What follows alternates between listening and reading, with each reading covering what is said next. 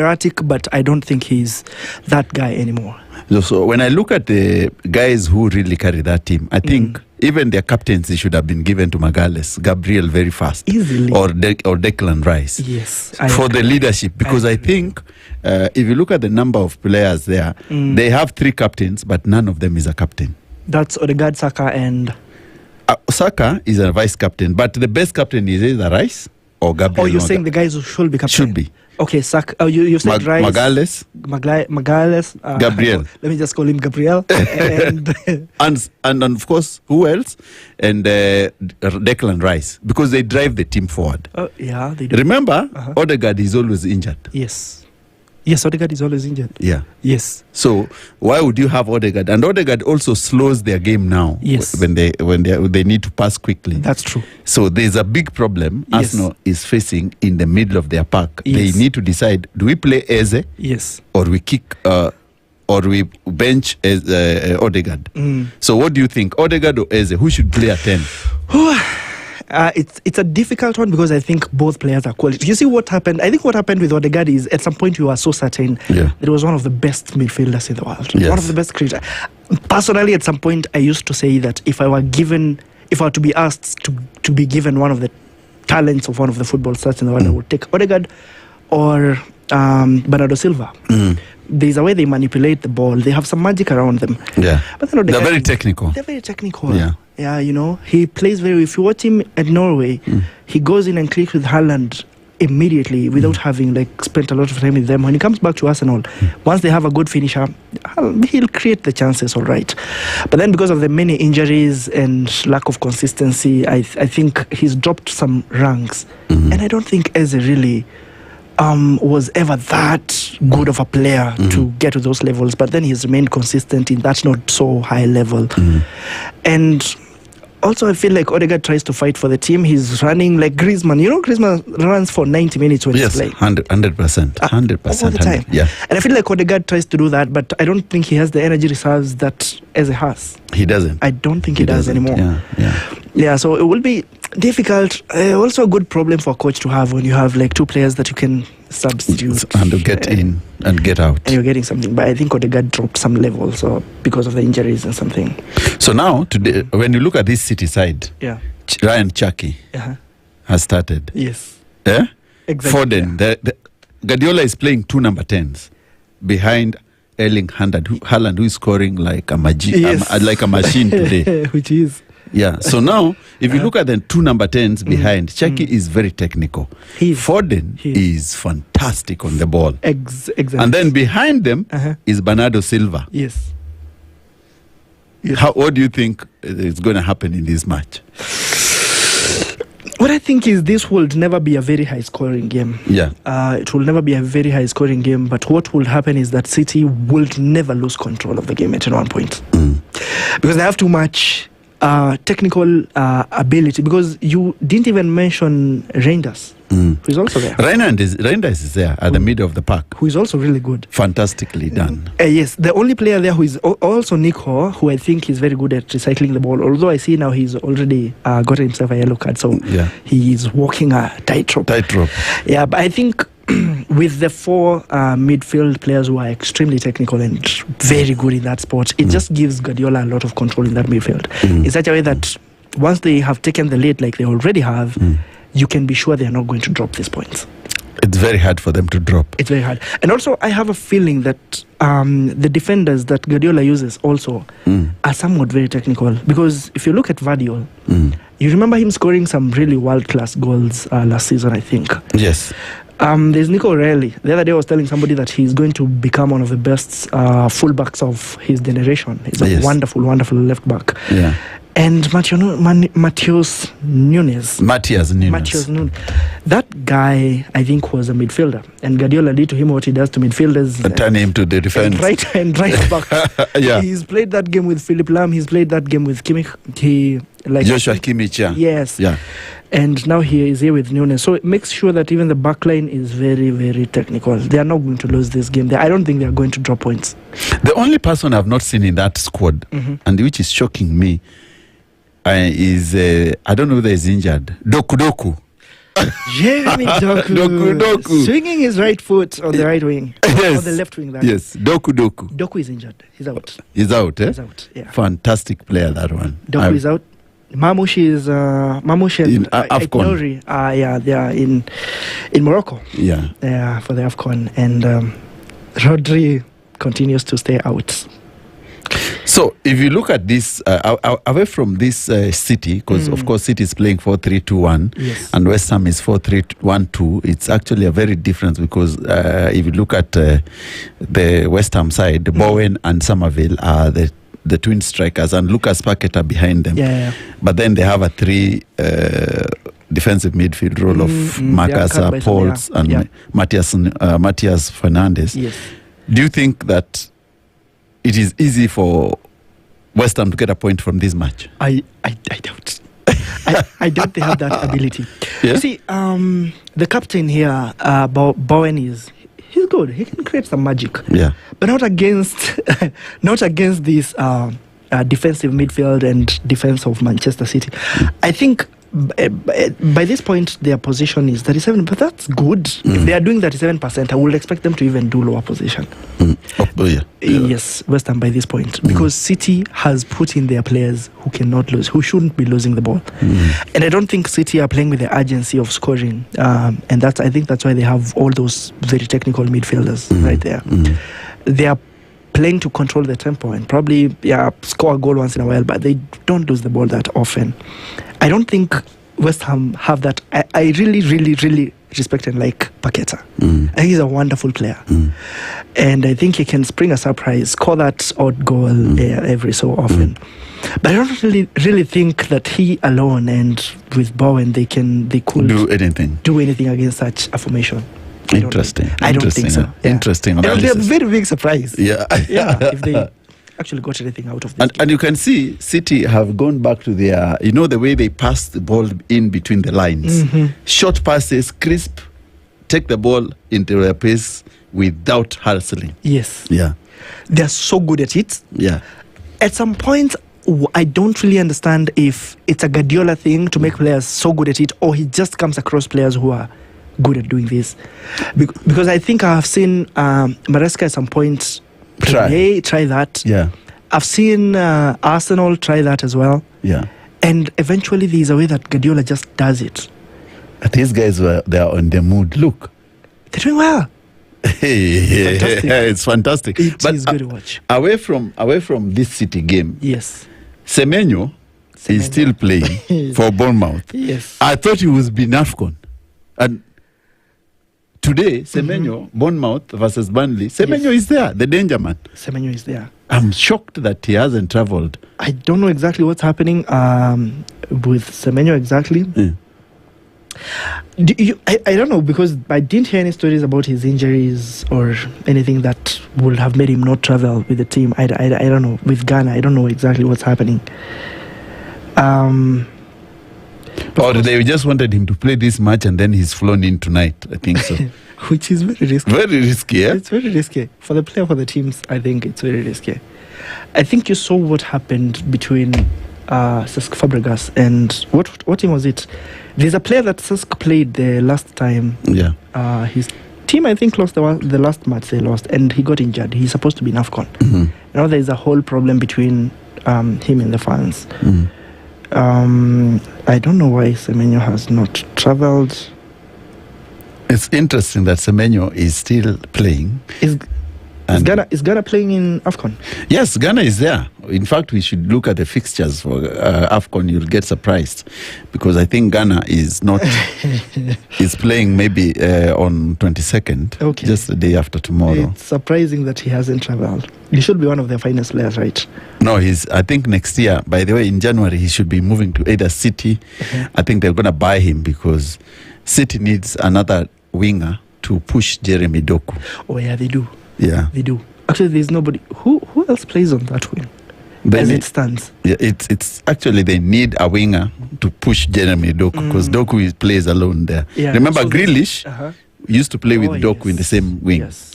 So when Grealish went to Everton, Doku remained as the only. So Guardiola has to bring an attacking winger on the left of this side. And that's who he is. It's this guy. Semenyo is the main guy. A powerhouse. Yeah, it's fantastic. Now, Arsenal-Everton. What's your prediction? Oh, Arsenal-Everton. Now, what I was saying was, even as we predict, we have to remember that this is not the Everton of yesteryears. Yes. It's a completely different team that has the ability to spring a surprise tonight. So, I don't exactly think that they're at the same level with Arsenal yet. And I'm saying in the predicted lineups, they have Grealish should be there, Tarkowski should be playing, Pickford, of course, Garner. Arsenal still looks better. I think Arsenal still looks better. Gyökeres is included in this hypothetical lineup. I don't think he should be starting. I think he takes too many touches once he gets into the Gyökeres, eh? Yeah. I think he takes too many touches. It's not been clinical enough, and their City score a second goal. Oh my goodness.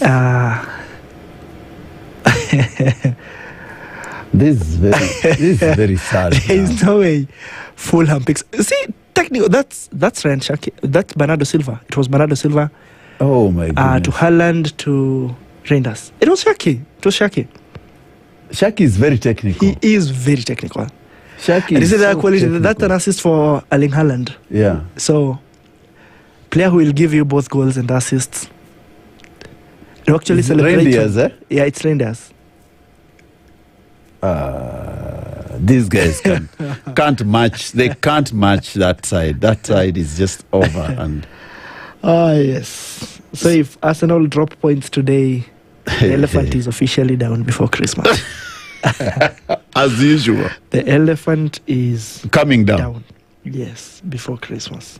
My goodness. What about Liverpool? Liverpool is playing today. Remember, they are playing Tottenham. Tottenham has not been performing well that much. Yes, Tottenham's not been doing very well. I don't know what could be the problem, because they have good players.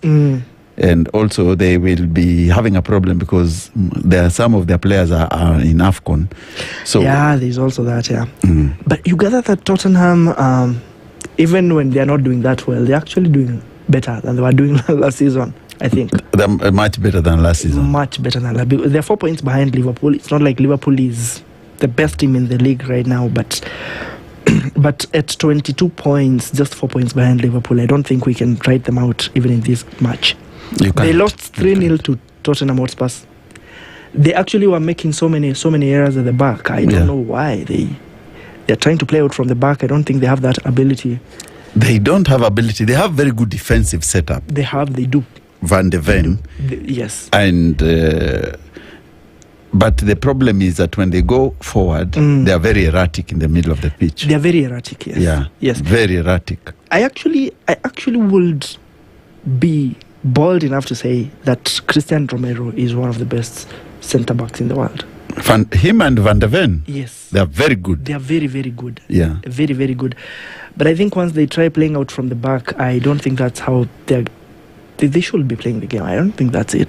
Because like even for City's case, you realize for several seasons, if they were playing out from the back, they used John Stones as an outlet most of the time. Yeah. Because he's a ball-playing centre-back. He helps them move the ball forward. I watched Barcelona a lot because, of course, I'm a Barcelona fan. Yeah. And even as we criticized Gerard Piqué, I love the fact that if the ball went to Piqué, and of course next to Busquets, who has always been very, very good, you can be sure that that ball is probably not going to be lost in the defensive, in your final third. You know, like you're going to move it a little bit up the pitch before you probably surrender the ball. So I think Tottenham are making that mistake. Against Liverpool, I don't know, Liverpool have also been blowing hot and cold, mostly cold for a long time now. It's a very, very open game, I would think. And Liverpool has very many good strikers. What's happening? Ekitike. Now Salah, the person they've been blaming is in AFCON. Yeah.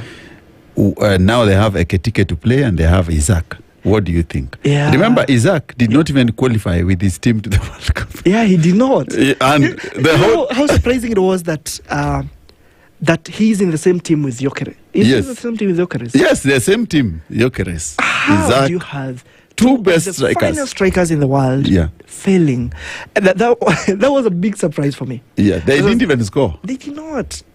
I know Zlatan must be fuming wherever he is, but I think I don't know what's exactly happening to Liverpool, and I feel like the criticism on Salah has been a lot. He has not been performing very well, but again, this is the guy who's like almost literally carried the attack on his back for seasons and seasons and seasons on end. Yes. I don't know what exactly happened to Isaac. I would like to say that I know, and probably it's a shift in how the teams play, but I don't. I think even for his confidence, I think something is wanting. Because even when he gets the half chances he used to get at Newcastle, he cannot simply convert. He can't convert anything. He cannot. Ekitike, on the other hand, has been looking like a guy who knows that his spot is being hunted by someone else. Because there are times he carries the ball from midfield, and I'm like, I didn't choose to watch much of Frankfurt, but he's a good forward. He's a really good forward. Again, you asked about the Liverpool forward line. We have a problem with, what's the name of this other midfielder who came from Bayer Leverkusen? Who? These are the very expensive attacking midfielder. Oh, you're talking Florian Wirtz. Yes, Florian Wirtz. Yellow. I always say he's a square peg in a round hole. Good, can fit in Liverpool. I agree with you. Square peg in a round hole. Yes, fantastic player, but cannot click. Doesn't not click. And yes, it feels like sometimes I feel, and I could be wrong, that the position he plays is the position that McAllister wants to fall into. Yes, as well. McAllister, falling back, stepping forward, wanting to take control of that number 10 position, just behind the striker. Yes, and it feels like it gets Florian Wirtz lost. So he was the main man at Bayer Leverkusen, and he could run the opera there very well. Very well. I don't know, when he came here, national team, he does.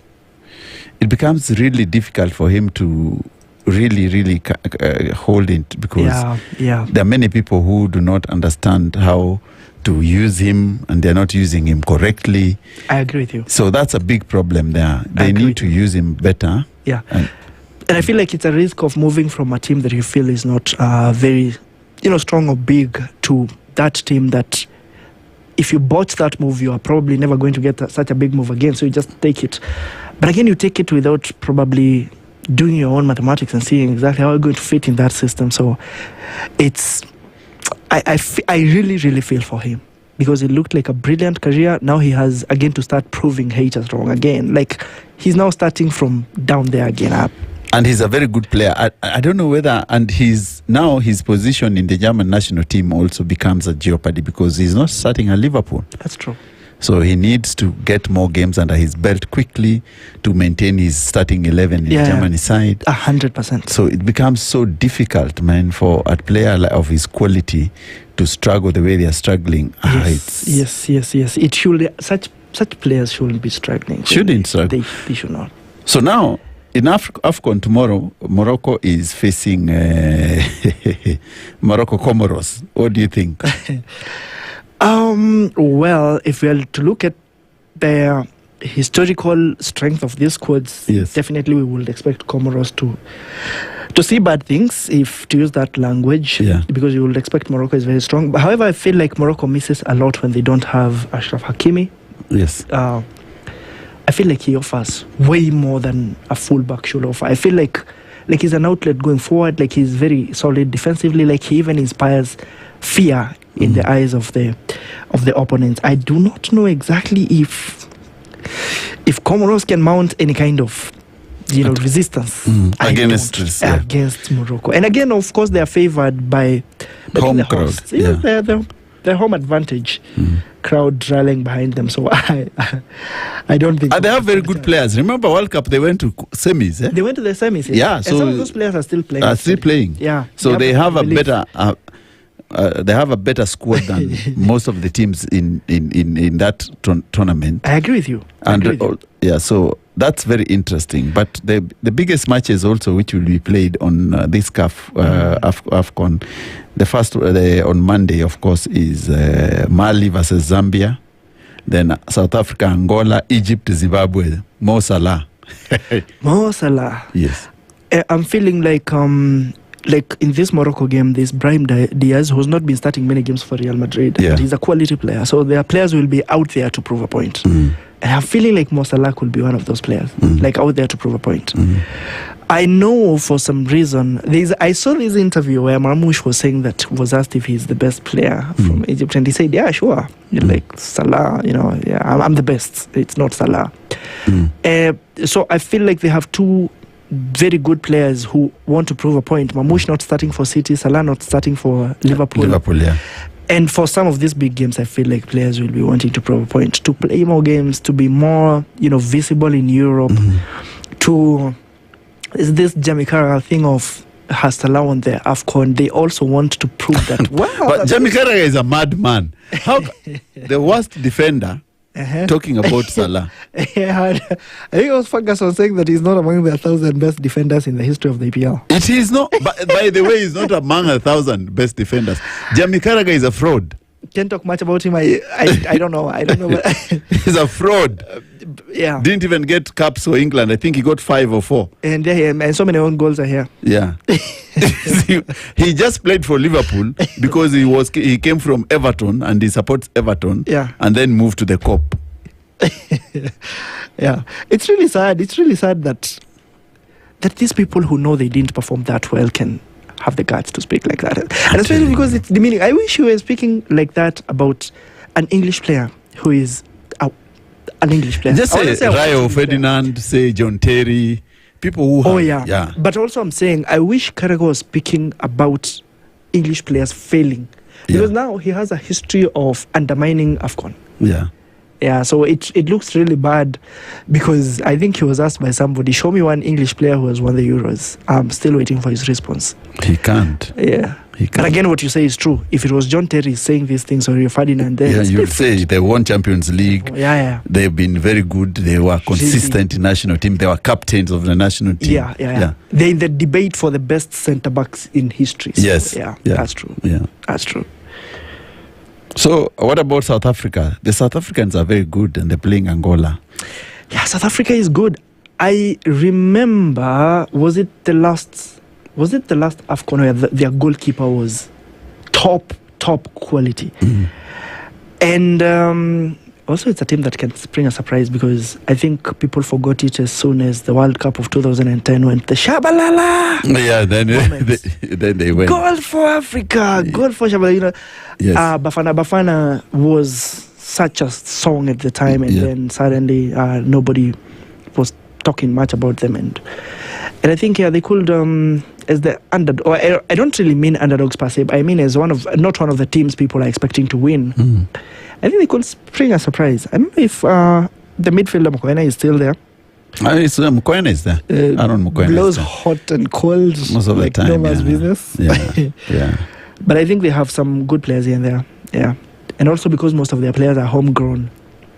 So I understand why, by the way, maybe Semenyo is still there because I think the only team they will play when they are going to Ghana will play is, I think it is around on Wednesday because Ghana is playing later in this tournament. So I think they decided to keep him until that time. Okay. Because on Tuesday, of course, is Nigeria versus Tanzania. Ndugu zetu wa Tanzania. Ndugu zetu wa Tanzania mutaona cha mtema kuni. Kilichomtoa Kangamanyo. I don't know if I have enough Swahili to tell Tanzanians that it might be very tough. But also for Nigeria, they have not been performing as well as you would expect them to. Yeah. With all the global superstars they have, you would expect to find, what's the name of this superstar forward? Yes, Victor Osimhen doing better than he's actually doing. And I understand some players are very good for their clubs and not as good for the national teams.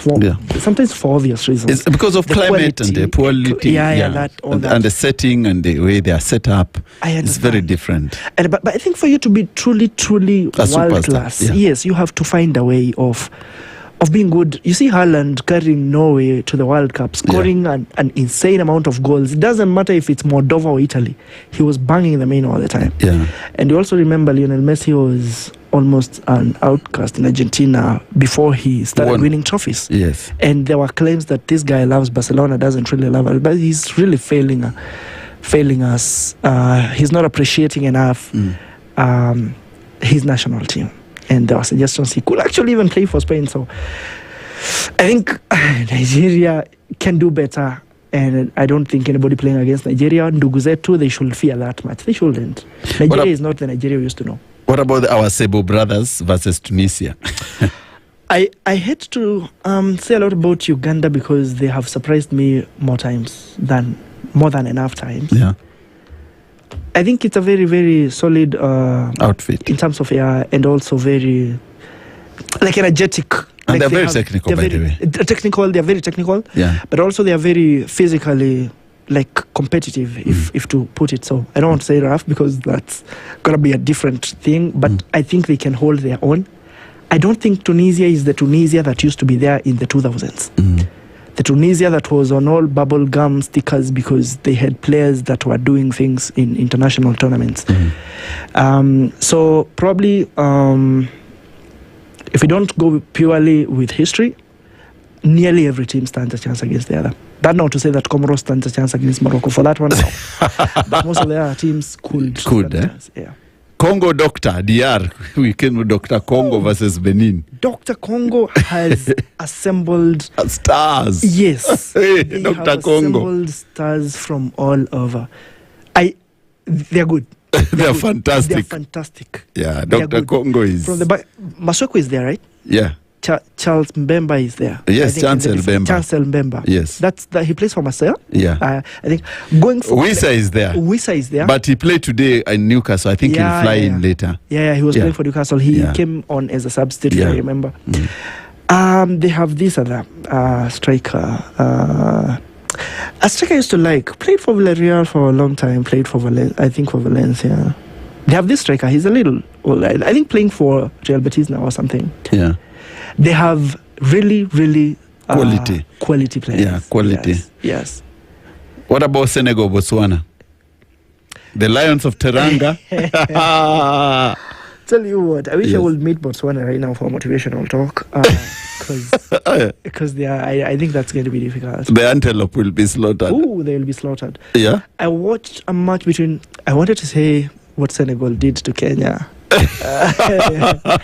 other day. Yes. But I also watched a match between Senegal. I think it was a friendly between Senegal and Brazil. And I think Senegal could be a match for every big team in the world. No, he is. They are good. They have the young players, the old players, and is something which has been working a progress. Yeah. They're doing so much, and I feel like they could actually win the AFCON, and that gives a player like Sadio Mane a chance. I don't know if it's possible, but it brings some of these players into visibility a little bit more. The players that we used to see, and now they're going to other smaller leagues, and we have kind of forgotten them.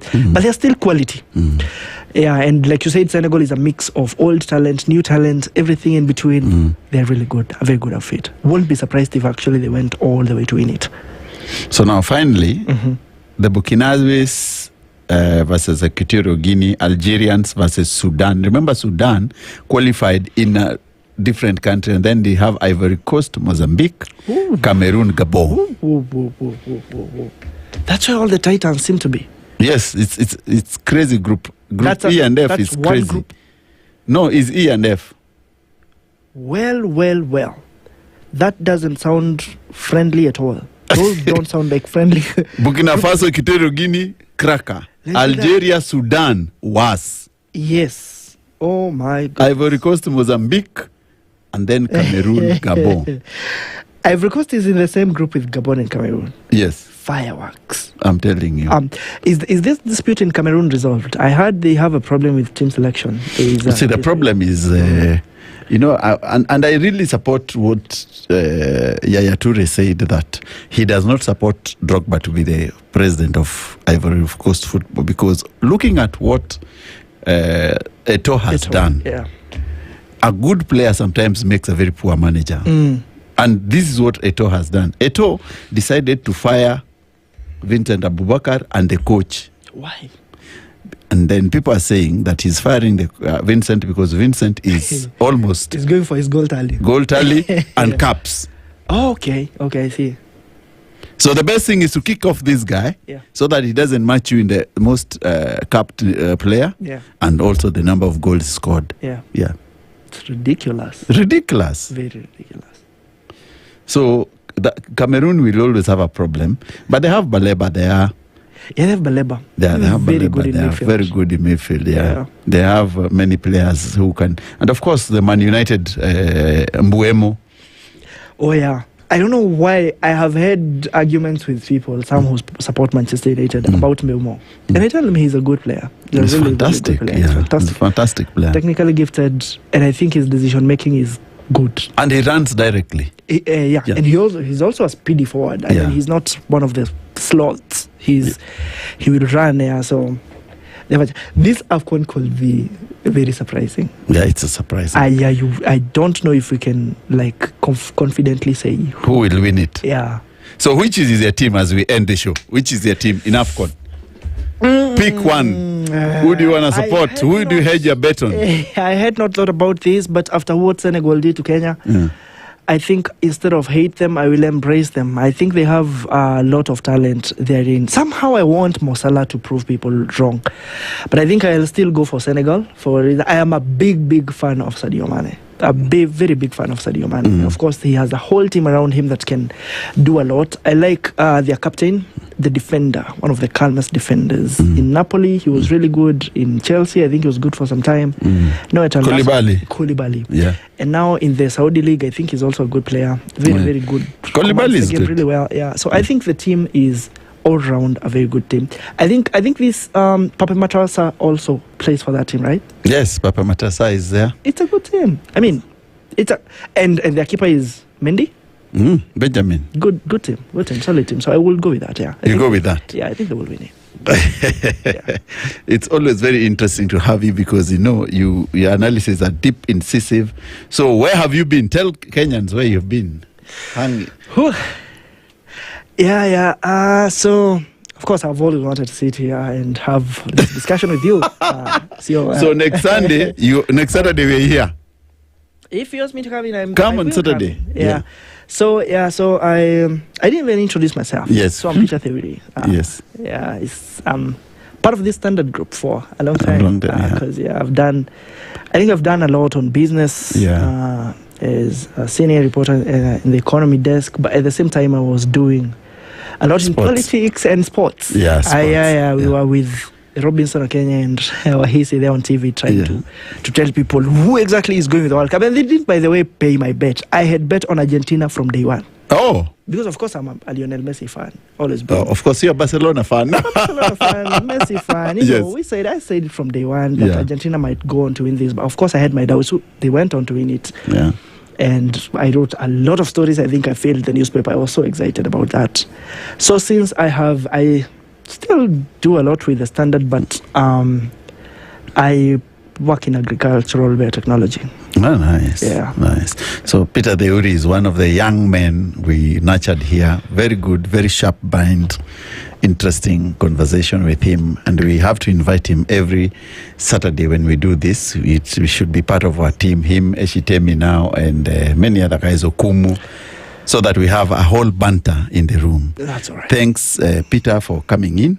So as we end up the show, we always end up the show at 7. And quickly, let me tell you how the scores are and what's happening across the Premier League right now. Of course, FC Bournemouth and Burnley is 0-0 at halftime.